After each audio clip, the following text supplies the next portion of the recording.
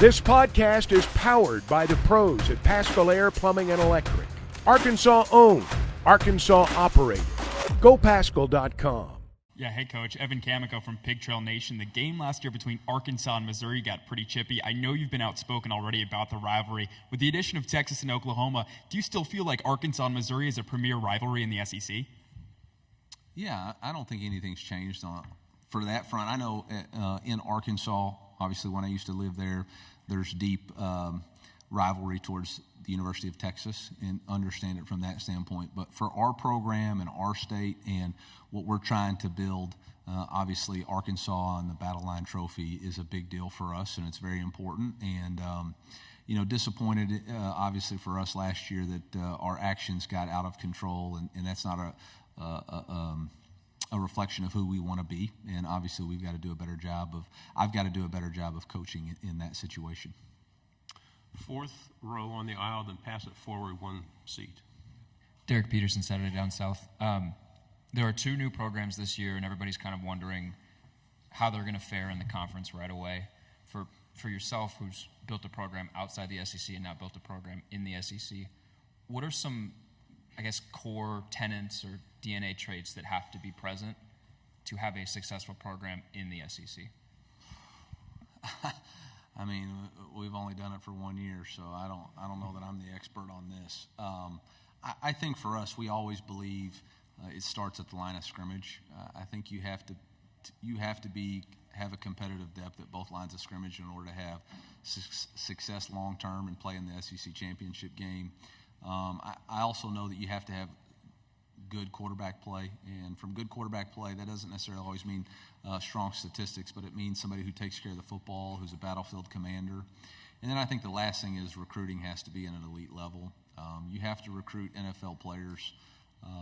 This league is full of NFL players. Commissioner Sankey said it last year that, or in his opening remarks, we've led it for 16 straight years, the most players drafted. So in order to win, you have to be competitive at the line of scrimmage. You have to have an elite quarterback, and you got to recruit at a really high level. Front row, right side. Hi, Eli. Hey, Natalie. In the other room, I heard you mention obviously the high expectations for this team, especially from the fan base. Kind of internalizing things a little bit. Do you feel like last year the success you guys have maybe sets a new standard for this team and like the expectations you have internally? I think the standard was raised in the way that we approach our daily process. I think there's a realization that if we approach that process consistently, then we can have success. I think we understand that if we chase two dreams, if we work on developing an elite edge, we can play for championships. And that's the goal. And I think our guys understand that that's a daily process. You just don't do it on Saturdays. You do it in the summer. You do it in fall camp. And I give a ton of credit to Ryan Russell for being the catalyst of that for our program. Again, outside expectations are really everybody else's thoughts. Standards are what internally we have to live up to. And I think our standards have raised, but it's not based off of, winning and losing the game. It's based off, do we bring positive, contagious energy to workouts or practice? Are we focused on the details? Are we gritty when things get tough? And can we be consistent in that approach every day? On the aisle, third row, then pass it over. Hey, Coach. Michael Bronner, WNSP in Mobile. With the divisionless format now and no SEC East and West and just the top two teams go to the SEC Championship, do you think that works to your guys' benefit or disadvantage? I'm not concerned whether it's an advantage or disadvantage. I'm just concerned with how we approach it. I had lunch with Carl Edwards, really in the middle of May, based off of this conversation, because I feel like now it's more like a NASCAR race. You're going to be running your own race, and you can't really be concerned with what's going on with any other car. You can't really concern yourself with how anybody else is driving, because there is no crossover scheduling. There is no crossover like their schedule versus, or they're going to play this team and then we're going to play this team. You really got to focus on yourself, and you got to focus on the task ahead of you. And for us, that's what 1-0 means. That's what this play philosophy means, and so we'll just continue to apply that. Over here on the right side on the aisle. Ryan Chapman, Citizen SI coach. Big transfer addition, Caden Green come back home. What do you remember from the relationship you guys built with him through the high school recruitment, and then how's he slotted in this spring with you guys rolling through? Yeah, obviously a great family, and really have nothing but positive things to say. I remember specifically the phone call from Caden when he told me he was going to go to Oklahoma. I was on a family vacation at the lake at Table Rock Lake, and he called me and said, "Hey, this is what I'm going to do," and absolutely wished him the best. And you know, his parents were phenomenal throughout the process, and you know, obviously when he put his name in the portal, we reached out, didn't know if we had an opportunity or not. Obviously, we had Armand and Williams was going to be coming, so thought maybe relationships would still be intact, and obviously they were. He's a tremendous young man. He's got a great, like I said, STI, size, toughness, and instincts about the position. He's a team-oriented, team-first player. I think his relationship with Coach Jones has been remarkable. To watch his growth and maturity from practice one in spring to now. I saw him in the weight room this morning before we left. I'm just really proud of him and look forward to him contributing to our success in whatever ways that is. You know, he played a lot this spring at left tackle. With the addition of Marcus Bryant, he moved in to play some left guard. And, you know, again, we're going to put the best 5 players on the field that can help us win consistently. And his ability to put the team first in that decision has been phenomenal. Left side, third row. Tyler Shaw with KBTX in College Station. Missouri hasn't come to Kyle Field since 2014. I don't believe you've coached there before. So just how much are you looking forward to that road trip, and kind of what do you anticipate the environment to be like? I'm going to watch EA 25 and just see what it's like. That'll be the realistic we can get. Obviously, I have a tremendous amount of respect for the 12th man and understand the heritage and history of that program, and you know, have heard the horror stories, have heard about the press box shaking and how intimidating that place is going to be. And so obviously we're going to have our hands full. We're going to lean on the experience of playing in, you know, in Athens. We're going to lean on the experience of playing in Neyland Stadium. And so, you know, our guys have, you know, Ben Griffin Hill Stadium, our guys have played in really tremendous environments in this league. And so we'll lean on those past experiences to help us prepare, but understand that, you know, you're going to have to be at your best in order to give yourself an opportunity to win.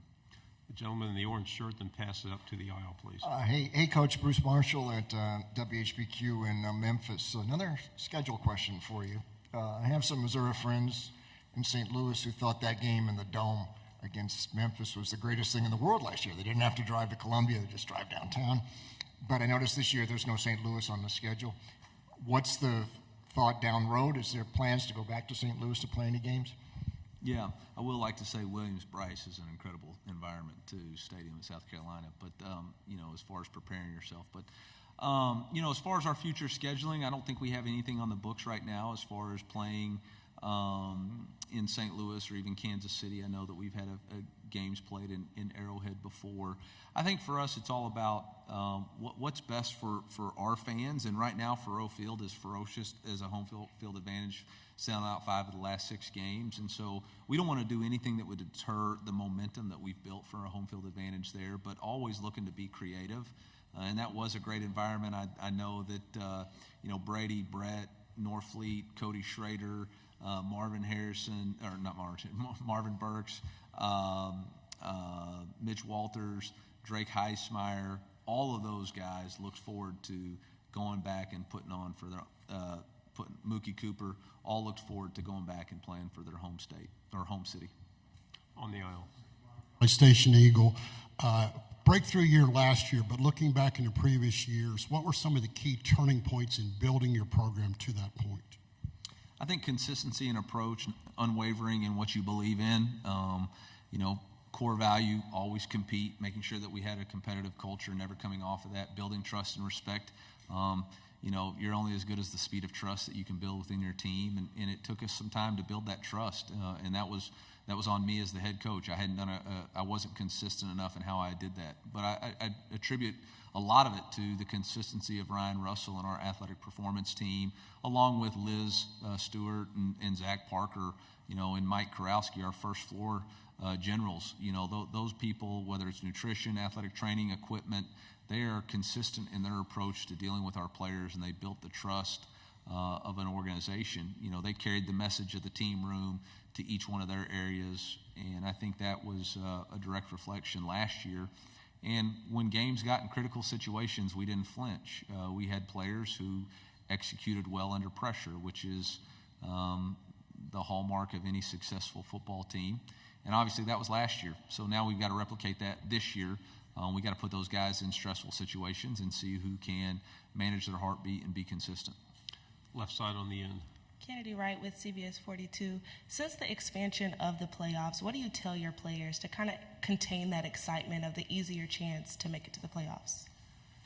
Yeah, I don't know if easier is going to be the right word there. I think it's still going to be incredibly challenging because there's still so many scenarios they're going to play out. Obviously, the highest ranked conference champion from the group of five, obviously a P4 conference champion, and those teams do not have to be in the top 12. And so you're going to have some outside teams be able to knock some teams inside the 12 out. I think it's going to come back again to what I said earlier, which is every team is going to have to run their race. And you can't get caught up in looking at this team or that team, and if they lose to this, then that's going to put us here. You're going to have to uniquely focus on the challenge that lies ahead of you and do the very best you can with that challenge. And run your race, present your time to the scorekeeper, and see where that puts you at the end. Two questions to the end, one here and then one over here. Dan Peck, ESPN 106.7 in Auburn. Coach, that game in Auburn in 2022 was one of the wilder things I've ever seen. You're going to get Auburn at home this season, just the second time Auburn's ever played in Columbia, first time they've played there with you as the coach. Just I imagine there's some excitement to see Auburn again at home, and also your relationship with Coach Freeze, because he wasn't the coach last time you played Auburn. Yeah, I got a lot of respect for Coach Freeze and how he handles his organization and program, and know he's done a really good job of building his culture, continuing to build the competitive depth of that team. I don't know if excited is the right word when you play Auburn. You know they're going to have a very good physical front on both sides of the ball. You know with his offensive acumen, they're going to score points. You know with DJ Durkin as the defensive coordinator, they're going to be fundamentally sound. They're going to be attacking in nature. And so we're absolutely going to have our hands full. I think back to that 2022 debacle a lot in all the things that I did wrong to not put ourselves in a position to win the game. And so, really got to learn from it.